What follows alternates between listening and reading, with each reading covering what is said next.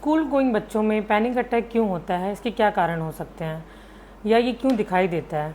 सबसे पहला रीज़न है कि हमारी बॉडी का, ब्रेन का एक रिस्पांस होता है, नेचुरल रिस्पांस। किसी भी तरह के डर को देख के हमारी बॉडी रिस्पांस करती है फाइट या फ्लाइट मोड के लिए। तो जैसे ही कोई पैनिक अटैक एक अलार्म सिग्नल है, एक अलार्म है, फॉल्स अलार्म है ब्रेन के लिए, जो जैसा फियर देख के हमारा ब्रेन रिस्पॉन्स करता है, हम उससे बचने की कोशिश करते हैं या फिर उससे लड़ने की कोशिश करते हैं।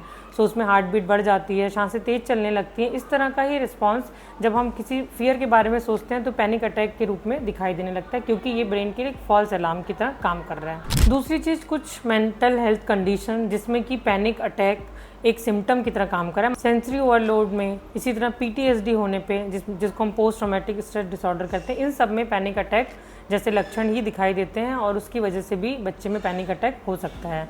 इसके अलावा जो तीसरा कारण है, कुछ स्कूल रिलेटेड ट्रिगर्स हैं जिसकी वजह से बच्चे में पैनिक अटैक के लक्षण दिखाई देते हैं, जैसे कि फियर ऑफ फेलियर, बुली होना, एग्ज़ाम का डर, परफॉर्मेंस एंजाइटी या उसकी वजह से प्रेशर होना, किसी तरह की पब्लिक स्पीकिंग का कोई आपको बोलना पड़े या बच्चे को करना पड़े, उसमें उसकी वजह से स्ट्रेस हो जाना।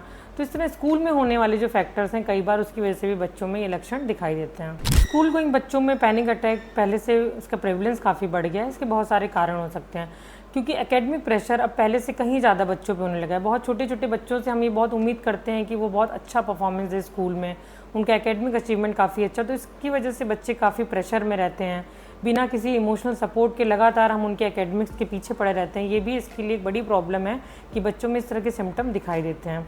इसके अलावा जो स्क्रीन टाइम बढ़ गया है, बच्चों का खेलने का टाइम कम हो गया है, सोशल एक्टिविटीज़ कम हो गई हैं, जिसकी वजह से भी बच्चे इमोशनली डिसरेगुलेट होते जा रहे हैं और उस तरह की चीज़ों को वो मैनेज नहीं कर पाते हैं। इसके अलावा पोस्ट कोविड इफ़ेक्ट भी है। इसके बाद के जो बच्चे थे उनमें काफ़ी आइसोलेशन देखा गया।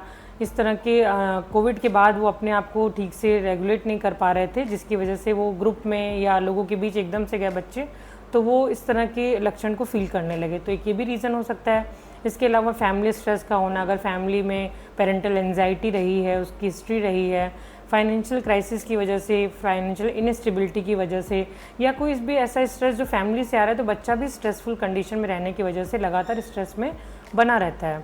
इसके अलावा अवेयरनेस पहले से काफ़ी बढ़ गई है मेंटल हेल्थ इश्यूज़ को लेके, तो हम ज़्यादा अवेयर हो गए हैं, तो डायग्नोसिस भी बढ़ गई है। वो भी एक बड़ा कारण है इसका प्रेवलेंस रेट बढ़ने का।